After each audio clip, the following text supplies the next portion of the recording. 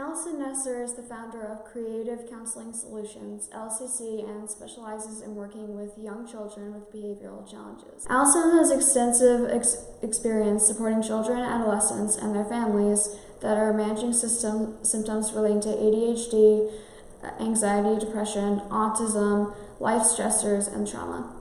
She focuses treatment on incorporating techniques to best meet families' needs in order to make a positive change in their lives. Allison received a BA in psychology from Miami University of Ohio and completed a dual master's program in Chicago, Illinois, where she earned a Master of Science in Child Development and Master of Social Work, focusing on clinical practice. Her previous work includes providing direct clinical treatment and partial hospitalization program, outpatient counseling, along with school-based treatment where she has been able to successfully develop specific behavior management plans and collaborate closely with teachers and staff to decrease challenging behaviors. Hi everyone, I'm Allison Nesser. I have a private practice in Mount Pleasant and I work with children, tweens, and teens. And today I'd really like to talk to you about how to handle big feelings, because we all have them. It doesn't matter if you're 2, 12, 22, or 92. What's really important is how we handle big feelings when they come. So today I'd like to take a minute and talk to you about some of my favorite tips and tricks and how to help your children manage big, strong feelings. So why is self-regulation important? Because all behavior has meaning. Typically when children and families come in to see me, they are focusing on a behavior, whether that's kicking and screaming on the floor, or whining, or lying about different behaviors. What we try to figure out is why they're doing the things that they're doing. So all behavior has meaning, and sometimes we have to play detective in trying to figure out what's going on behind the behavior so we can help find other ways or coping skills to help get their needs met in different ways. So I encourage parents to look at the behavior as more, look at the behavior with more curiosity rather than judgment. So that way we can figure out a little bit more about what's going on. So the first tool that we have to teach our kids is how to label our feelings. And one way to do that is through interactive games, making it fun and playful with charades, or looking at different books or videos or YouTube or TV shows that they're into, and just getting comfortable using different language and identifying and labeling different feeling states.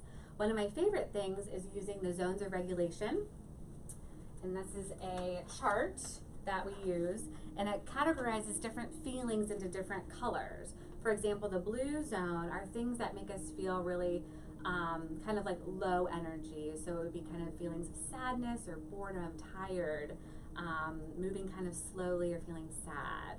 The green zone is when we feel happy, calm, relaxed, we're ready to learn, we are feeling calm in our bodies. The yellow zone is kind of a little bit more energy in terms of feeling maybe a little bit silly, a little excited, starting to lose a little bit of control, feeling frustrated or worried. And finally, the red zone is when we're really out of control, and that's where you see kind of like the meltdown, big feelings, yelling, terrified, mad, angry. So when we teach kids to identify which color zone they're in, and they get comfortable saying, I'm in the red zone, or I'm in the green zone, or I'm in the blue zone, then we can help them identify ways to get back to the zone that they want to be in. Our goal, of course, is that we want to stay in green zone, but I tell kids and families all the time, it's okay to have all of these zones. All of these zones are important to have. We want to recognize when we are entering in a different zone, and if we don't want to be in that zone, how do we get out of that zone? So here are some things that we can do to help our kids cope with big feelings, to get ourselves back to green zone.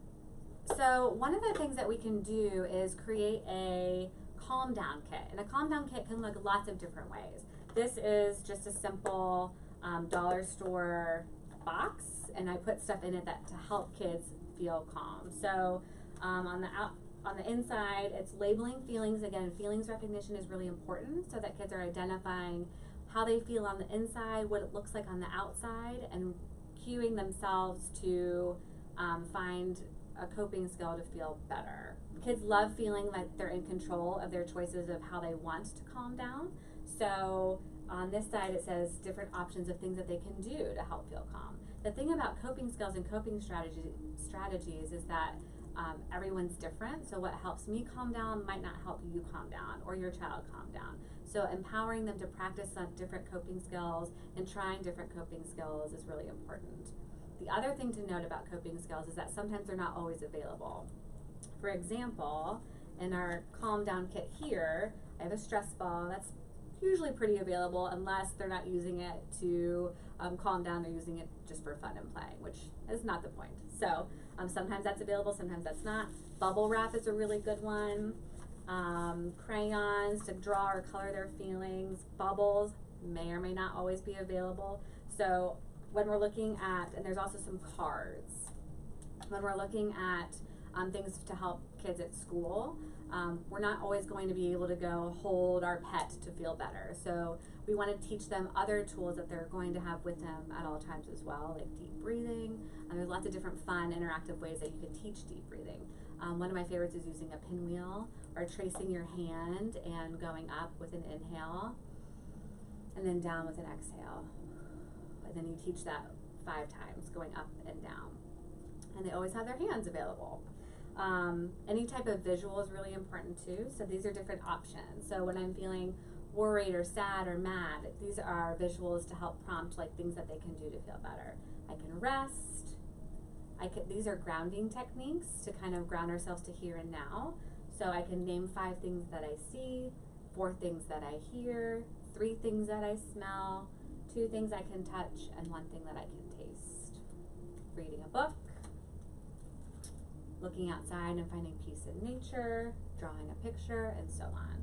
So what will be important is finding what's going to work for your child and having he or she involved in the process, and maybe picking their top 5 favorite coping skills and having those available, whether you're in the car, at home, at the store, at a friend's house, so that way they're always available to them if they need to practice their coping skills if they have a big feeling.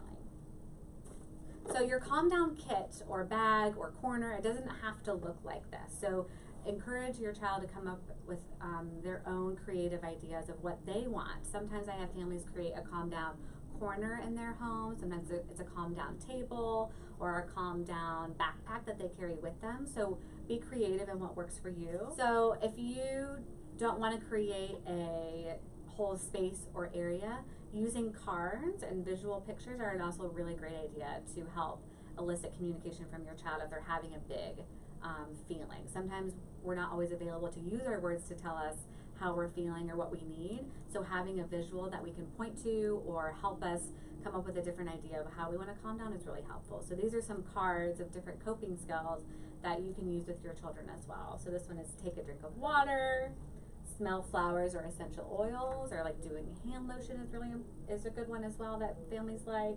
Choose a fidget to play with. Drinking a smoothie through a straw. Again, we're not always going to be able to have a smoothie when we're feeling upset or angry. So that's why it's important to have lots of different options, because sometimes that choice isn't available. Jumping on a trampoline. So there are just lots of different ideas, and I hope that this has been helpful in thinking about how to introduce feelings, how to cope with big feelings, and I'm available for any questions that you might have.